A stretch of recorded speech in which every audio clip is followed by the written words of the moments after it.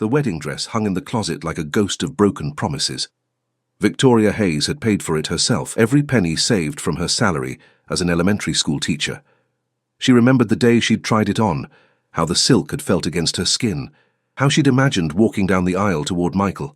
That was before the doctor's appointment, before the word infertile had shattered everything she thought her future would hold. Now, 3 months after Michael had ended their engagement, Victoria sat in her small apartment, surrounded by moving boxes. The dress was packed away, destined for donation. Tomorrow would mark her first day at Thornfield Academy, one of the most prestigious private schools in Manhattan. The position had appeared like a lifeline when she needed it most. A fresh start in a new city, far from the pitying looks and whispered conversations of her hometown. Victoria's phone buzzed with another message from her mother. She ignored it. The conversation would be the same as always. Concerns about her being alone, suggestions about adoption, thinly veiled disappointment that she hadn't tried harder to keep Michael, as if she could have changed her biology through sheer willpower. The morning arrived with Dianekal New York chaos, sirens, construction noise, and the perpetual hum of millions of lives intersecting. Victoria dressed carefully in a navy blazer and cream blouse, determined to make a good impression. Thornfield Academy occupied an entire block on the Upper East Side, its limestone facade speaking of old money and older traditions. The building had once been a mansion, and walking through its doors felt like stepping into a different era. Principal Margaret Whitmore greeted her with a firm handshake and a smile that didn't quite reach her eyes. "We're delighted to have you, Miss Hayes. Your credentials are impressive. Harvard education, 5 years of teaching experience, stellar recommendations." She paused, her gaze assessing. "We have high standards here. Our students come from prominent families who expect excellence." Victoria nodded, swallowing her nervousness. "I understand completely. Good. Now, there's something I should mention." Mrs. Whitmore's voice dropped slightly. "One of our families requires special attention. The Westbrook children, 4 of them spanning grades 1 through 6. Their father, Harrison Westbrook, is on our board of directors. He's very particular about their education and care." The name sounded vaguely familiar, though Victoria couldn't place it. "I'll do my best with all my students, Mrs. Whitmore." "I'm sure you will, but understand that Mr. Westbrook has been through several teachers this year alone. He's demanding. The children have had difficulties adjusting since their mother's passing 2 years ago."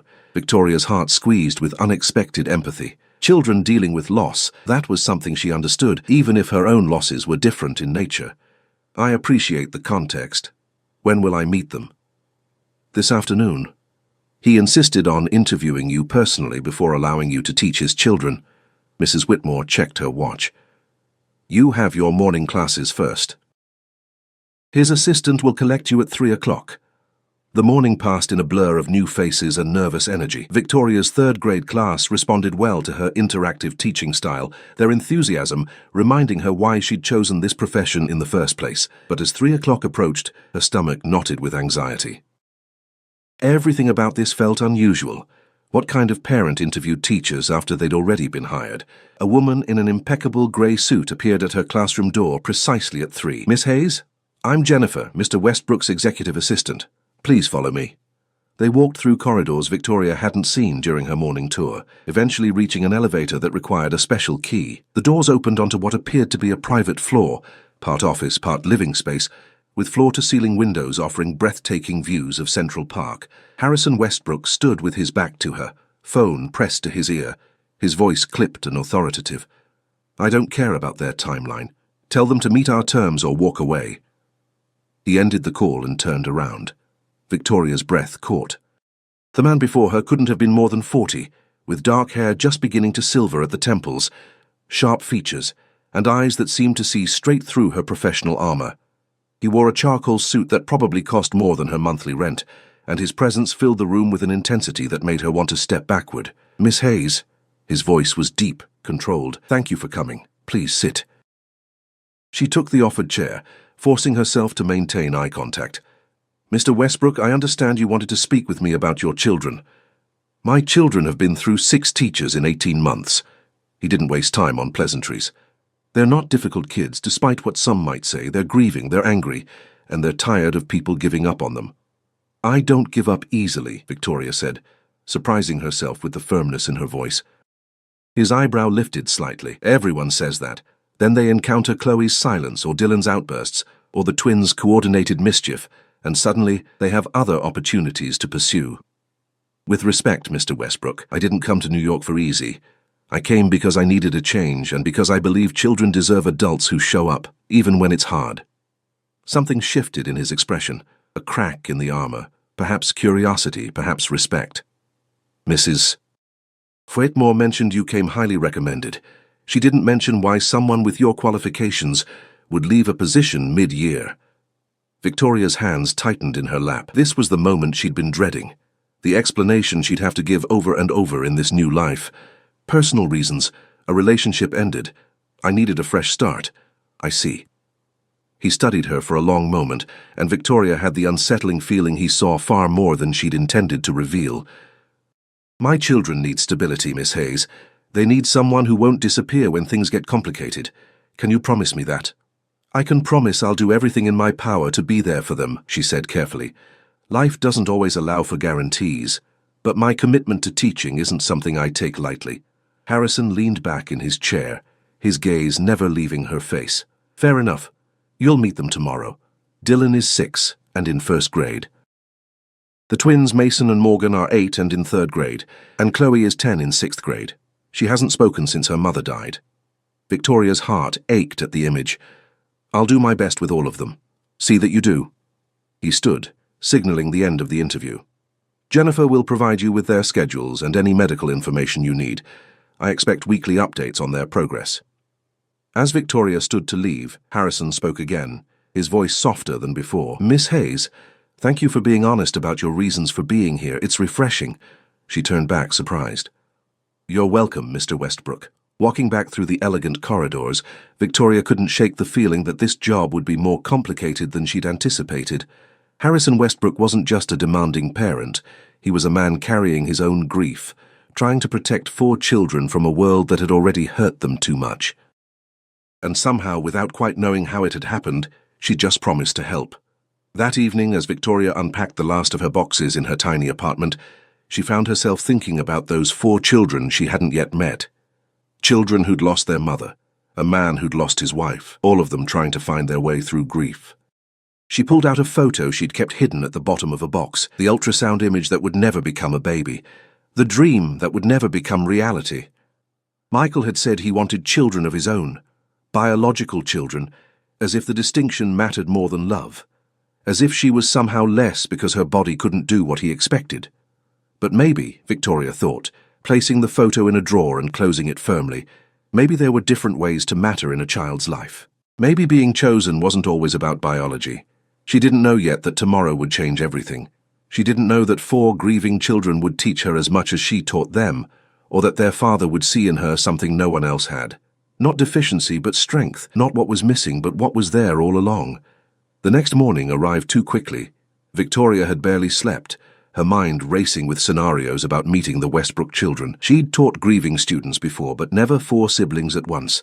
Never children whose father watched over them with such fierce protectiveness. Thornfield Academy's hallways were already buzzing with activity when she arrived. Students in pressed uniforms moved between classes with practiced efficiency, their conversations peppered with references to vacation homes in the Hamptons and upcoming galas. This was a world Victoria had only glimpsed from the outside, and she felt acutely aware of her department store blazer among the designer labels. Her first encounter with the Westbrook children happened during morning assembly. Mrs. Whitmore had pointed them out.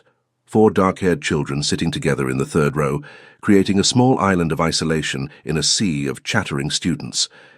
Dylan, the youngest, fidgeted constantly, his small legs swinging beneath the bench. The twins sat on either side of him, mirror images with mischievous eyes that seemed to catalogue every detail of their surroundings. And Chloe, the oldest, sat perfectly still, her gaze fixed on some distant point that only she could see. Victoria's heart constricted. She recognized that look, the one that said if you stayed quiet enough, maybe the world would forget to hurt you again. After assembly, Jennifer appeared at her elbow. Mr. Westbrook would like you to have lunch with the children today. Private dining room on the 3rd floor. He'll be joining you. Of course he would. Victoria wondered if Harrison Westbrook micromanaged every aspect of his children's lives, or if his scrutiny was reserved specifically for new teachers who needed to prove themselves worthy. The morning classes passed slowly. Victoria threw herself into teaching, but part of her mind remained fixed on the upcoming lunch. At noon, she made her way to the third floor, where Jennifer waited outside an elegant door. "They're already inside," Jennifer said, her expression sympathetic. "Good luck." The private dining room was smaller than Victoria expected, with a round table set for 6 and windows overlooking the school's courtyard. The 4 children sat in a cluster, and Harrison stood near the window, phone in hand as usual. He looked up when she entered. "Miss Hayes, thank you for joining us." He pocketed his phone and gestured to the empty chair. "Children, this is Miss Hayes. She'll be working with you this semester." 4 pairs of eyes turned toward her. Dylan's were curious, the twins skeptical, and Chloe's completely blank. "Hi, everyone," Victoria said, keeping her voice warm but not artificially cheerful. Children could smell fake enthusiasm from a mile away. "I'm looking forward to getting to know each of you." "Are you going to leave like Miss Patterson did?" Mason asked bluntly. "Or was it Morgan?" Victoria made a mental note to find distinguishing features. "Mason, that's not appropriate," Harrison said sharply. "It's okay," Victoria interjected. She looked directly at the boy who'd spoken. "That's a fair question. I know you've had a lot of teachers come and go. I can't promise that nothing will ever change, because life is unpredictable. But I can promise that I'm here because I want to be, and I don't give up on people I care about. You don't even know us yet," the other twin, Morgan, she guessed, pointed out. "That's true, but I'd like to, if you'll give me a chance." Dylan spoke up, his voice small. "Do you like dinosaurs?" Victoria smiled. "I think dinosaurs are fascinating. Do you have a favorite?" "Velociraptor," Dylan said, warming up.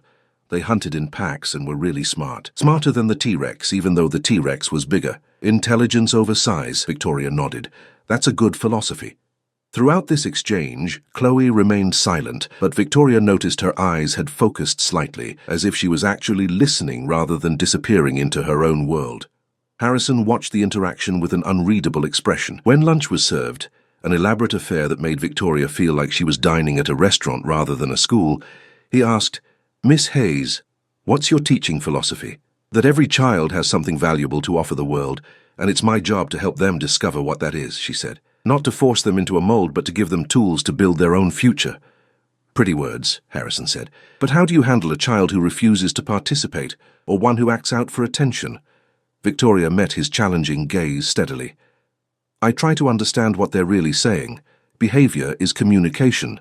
If a child refuses to participate, maybe they're scared of failing. If they're acting out, maybe they need to feel seen. You can't solve a problem until you understand what it actually is. And if understanding isn't enough, then you keep showing up anyway. Consistency matters more than perfection."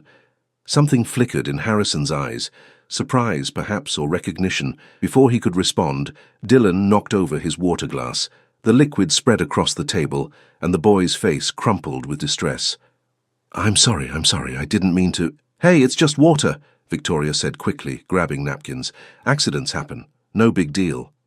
But Dylan's breathing had accelerated, his small chest heaving with a beginning of panic. Harrison moved toward his son, but Victoria was closer. She knelt beside Dylan's chair, keeping her voice calm and low. "Dylan, look at me. Can you name 5 things you can see right now?" The boy blinked, confused but focusing on her face. "The window," he managed. "Your sweater. The napkins. Dad's watch. Morgan's shoes." "Good. Now 4 things you can hear." His breathing was already slowing. Victoria continued through the grounding technique, and by the end, Dylan leaned against her slightly, exhausted but calm. "How did you know to do that?" Harrison asked quietly. "I had a student once who had anxiety. Her therapist taught us grounding techniques." Victoria smoothed Dylan's hair back gently. "Are you okay now?" Dylan nodded, and for the first time, Chloe looked directly at Victoria, really looked as if seeing her as a person rather than just another adult passing through their lives. The rest of lunch passed more smoothly. The twins told elaborate stories about their weekend adventures, and Dylan showed her a small dinosaur toy he kept in his pocket. When lunch ended, and the children left for their next classes, Harrison asked Victoria to stay behind. "That technique with Dylan," he said. "His therapist has been working with him for months. I've never seen anyone outside the family manage it so quickly. Sometimes an outsider's perspective helps," Victoria said. "He was scared of disappointing you. Once he knew the mistake was truly okay, he could calm down." Harrison studied her with renewed interest. "You're not what I expected." What did you expect? Someone more polished, more impressed by wealth and status, someone trying to win favor. He paused. Why did you really come to New York, Miss Hayes? Victoria's hands tightened around her coffee cup. I told you, personal reasons. A relationship ended. That's what you said. Harrison's gaze was penetrating. But people don't usually uproot their entire lives over a simple breakup. What aren't you telling me?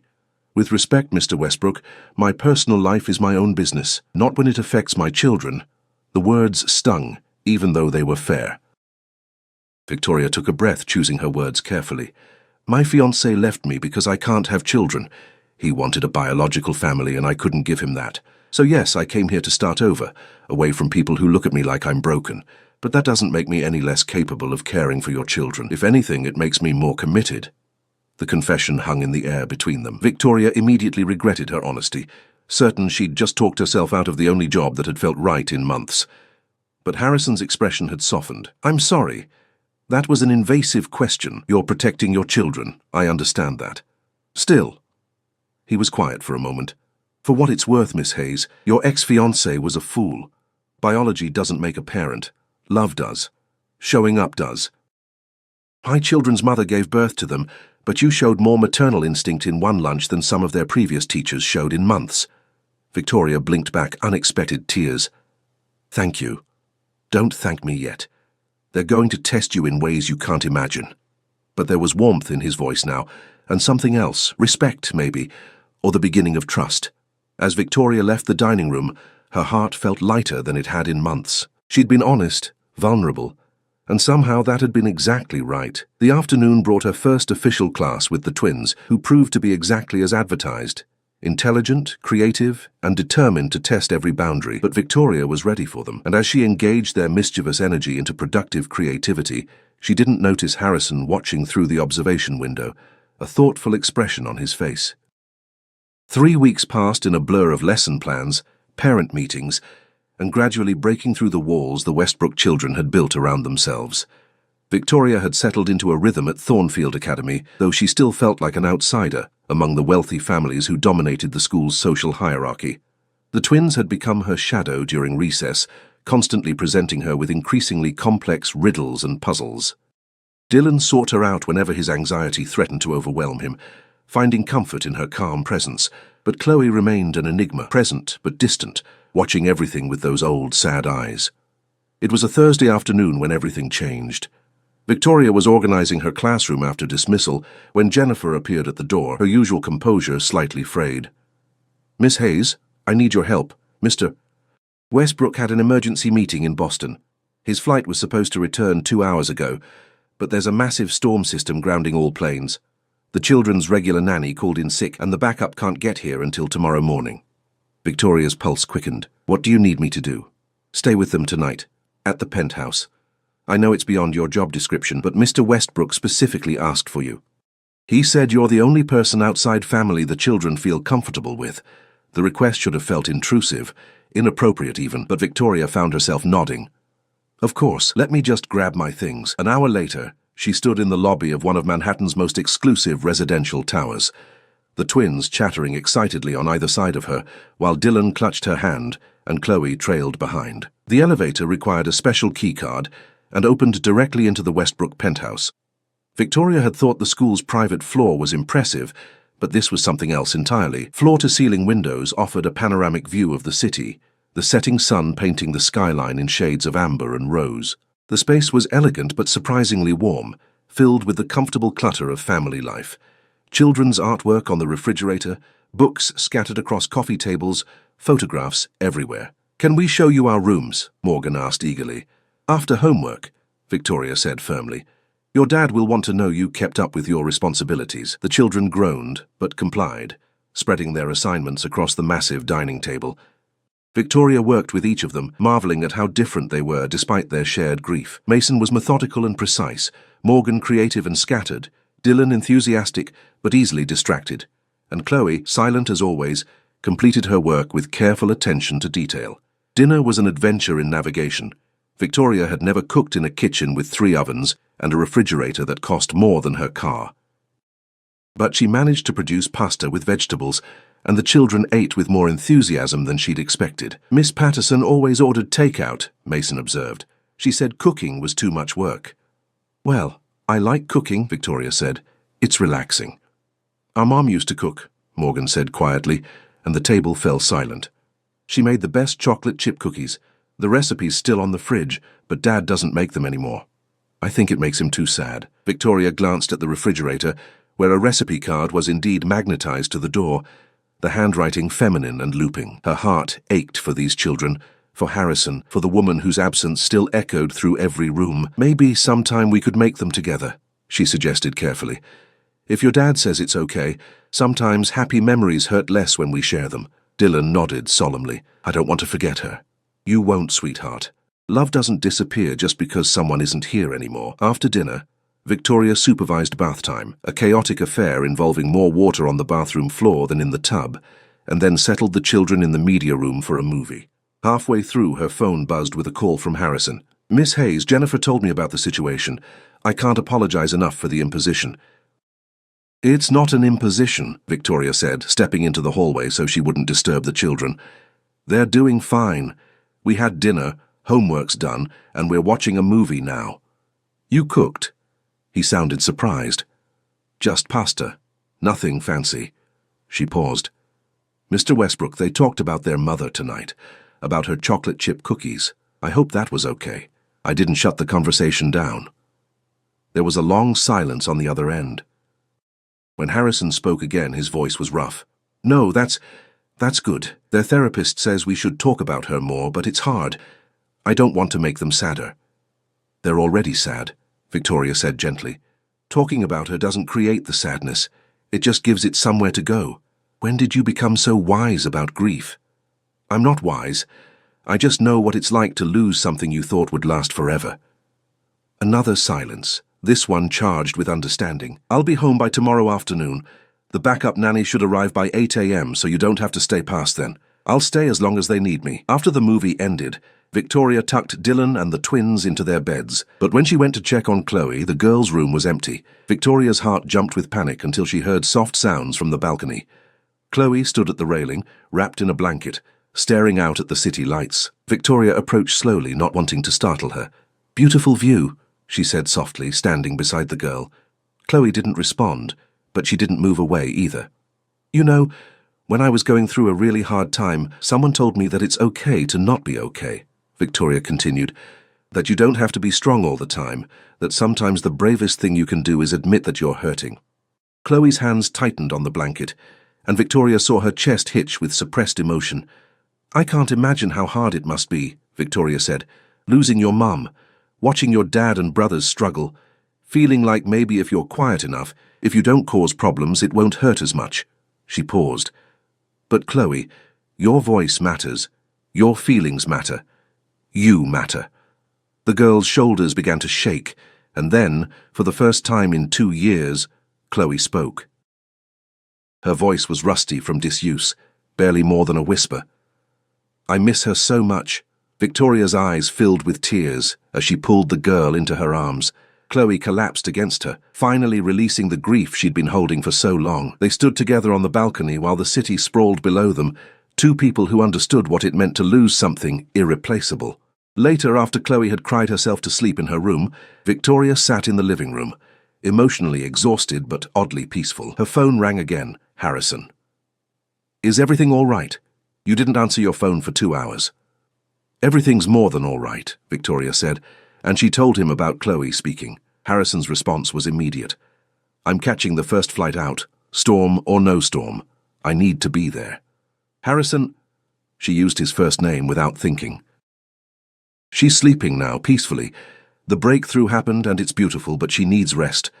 Come home safely, not frantically. You called me Harrison. Victoria blushed, grateful he couldn't see her face.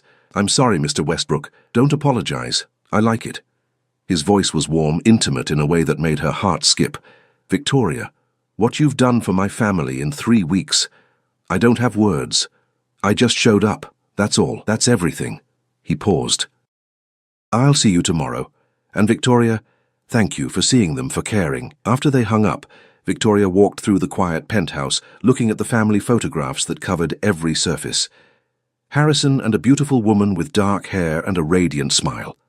The children at various ages, growing up in frozen moments, a family that had been complete and was now learning to be whole again in a different way.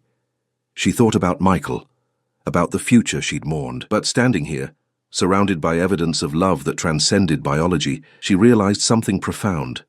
Family wasn't about DNA or traditional expectations. It was about showing up, about choosing to care, about being there when it mattered. And for the first time since her diagnosis, Victoria felt something she'd thought was lost forever: hope. Harrison arrived home the next afternoon, his usual composure visibly shaken. Victoria was helping the twins with an art project when she heard the elevator doors open. The children's faces lit up, and they rushed to their father, who dropped his briefcase to embrace them all at once. Dad, Miss Hayes made pancakes for breakfast," Dylan announced, "and she didn't burn them like you do." "High praise indeed," Harrison said, but his eyes were searching for someone else. "Where's Chloe?" "In her room, reading," Victoria said, standing back to give the family space. "She's been quiet today, but that's normal after an emotional breakthrough. She needs time to process." Harrison nodded, then turned to his children. "Why don't you guys finish your project? I need to talk to Miss Hayes for a moment." He led Victoria to his home office, a space lined with books and dominated by a massive desk that overlooked Central Park. Once the door closed, the professional distance he usually maintained seemed to dissolve. "Tell me everything," he said. "What exactly did Chloe say?" Victoria recounted the balcony conversation, watching Harrison's face transform with emotion. When she finished, he sat heavily in his chair, covering his face with his hands. 2 years, he said, his voice breaking. 2 years of therapists and specialists, and you reached her in 3 weeks. How? "I didn't do anything special, Harrison. I just listened. And maybe—" She hesitated. Maybe she needed someone who understood loss differently. Someone who wasn't part of her before world.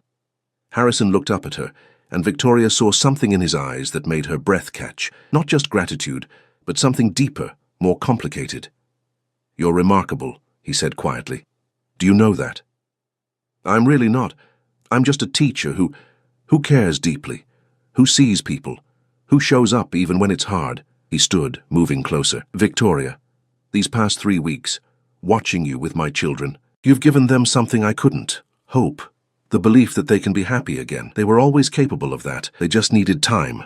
And you." Harrison was close enough now that she could see the silver threading through his dark hair, the faint lines around his eyes that spoke of sleepless nights and carried burdens. "My children need you. And I—" He paused, seeming to wrestle with something. "I need to tell you something." Before he could continue, Dylan's voice called from the hallway. "Dad, Chloe wants to show you something." The moment broke, and they returned to find Chloe standing in the living room, holding a piece of paper. Her voice was still soft, uncertain, but it was there. "I wrote about Mum," she said. "For my English assignment. Miss Hayes said it was okay to write about people we love, even if they're not here anymore." Harrison's eyes filled with tears as he read his daughter's essay. When he finished, he pulled Chloe into a fierce embrace. "It's beautiful, sweetheart. Mum would be so proud of you." "Miss Hayes helped me find the words," Chloe said. Then, turning to Victoria with an earnestness that squeezed her heart, "Will you stay? Please? We don't want another teacher who leaves." Victoria looked at Harrison, whose expression was equally hopeful, equally vulnerable. "I'm not going anywhere," she promised. The weeks that followed established a new rhythm. Victoria continued teaching at Thornfield, but her relationship with the Westbrook family deepened beyond the professional. She attended Dylan's soccer games, helped the twins with their science fair project, and had long conversations with Chloe about books and loss and healing. And Harrison was present in ways that both thrilled and terrified her. He started joining family dinners when his schedule allowed, staying to help with homework, asking her opinion on decisions about the children. The boundaries between teacher and family friend blurred, then disappeared entirely. One evening, 2 months after Chloe's breakthrough, Harrison asked Victoria to stay after the children went to bed. They sat on the penthouse balcony, the city glittering below them, and he handed her a glass of wine. "I need to tell you something," he said. "Something I've been trying to say for weeks." Victoria's heart pounded. "Okay. When Jennifer first showed me your resume, I saw a qualified teacher. When I interviewed you, I saw someone honest and capable. But watching you with my children, getting to know you—" He turned to face her fully. Victoria, I see someone extraordinary, someone who makes my children laugh again, someone who makes this house feel like a home instead of a museum of grief. Harrison, let me finish. Please, he took a breath. My wife's death devastated me. I thought I'd never feel anything again except responsibility and exhaustion, but you've awakened something I thought was buried forever. You make me want to be more than just a father trying to survive each day. You make me want to be happy again. Tears streamed down Victoria's face. I don't know what to say. Say you feel it too. Say I'm not imagining this connection between us. You're not imagining it, Victoria whispered. But Harrison, I'm broken in ways that matter. I can't give you more children. I can't. Stop. He took her hands in his. Do you know what I see when I look at you? I see a woman who loved my children before she ever met me, who put their healing above her own comfort, who shows up every single day with patience and kindness and strength. His voice intensified. You think you're broken because you can't have biological children? Victoria, you're already a mother to my 4. You became their family the moment you chose to care. Biology has nothing to do with it. Michael said Michael was a fool who didn't deserve you. And I swear, if you'll give me a chance, I'll spend every day proving that you're more than enough. More than I ever hoped to find again. Victoria looked into Harrison's eyes and saw her own hope reflected back. This man, who could have anyone, who lived in a world of wealth and privilege, was choosing her. Not despite her infertility, but understanding it, accepting it, seeing past it to who she actually was. I'm terrified, she admitted. So am I. But maybe we can be terrified together. When he kissed her, soft and careful and full of promise, Victoria felt something shift inside her. The grief she'd carried for so long didn't disappear. Loss didn't work that way. But it made room for something else. Joy. Possibility. A future she'd stopped letting herself imagine. 6 months later, Victoria stood in the Westbrook penthouse wearing a simple cream dress, surrounded by the 4 children who'd become hers in every way that mattered. Harrison stood beside her, and a small gathering of friends and family watched as they exchanged vows. I promise to love your children as my own, Victoria said, her voice strong and clear, because they already are. I promise to remind you every day that you're not broken, you're perfect, Harrison responded. That family isn't about biology. It's about choosing to show up, to care, to love fiercely even when it's hard. Chloe, serving as the flower girl, spoke up unexpectedly. And we promise to never make you regret choosing us. The whole room laughed through tears as Victoria pulled the girl into a hug. Never, not for 1 second.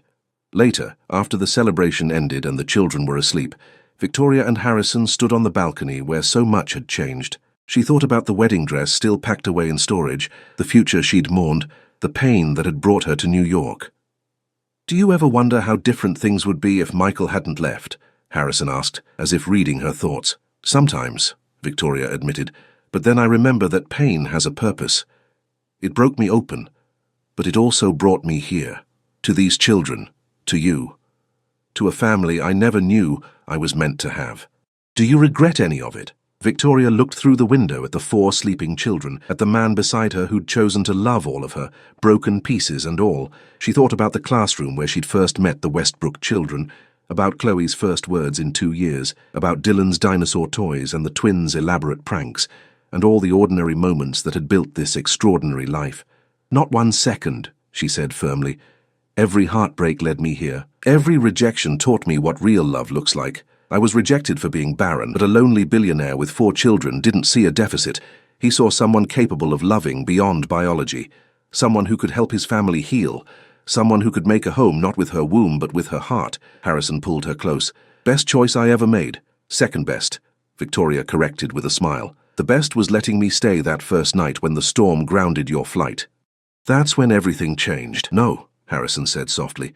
Everything changed the moment you walked into my life and saw my children as people, not problems. The moment you chose to care when you could have walked away. That's when I knew. Below them, the city continued its endless rhythm, millions of stories unfolding, lives intersecting, futures being written. And in this penthouse high above it all, a teacher who'd been told she could never be a mother tucked 4 children into bed each night. A man who'd thought he'd never love again had found someone who made his heart remember how. Family, Victoria had learned, wasn't about blood or biology or traditional definitions. It was about showing up. About choosing love even when the world said you weren't enough. About 4 grieving children and 1 broken woman finding wholeness together. She'd been rejected for being barren, but she'd been chosen for being exactly who she was, and that made all the difference.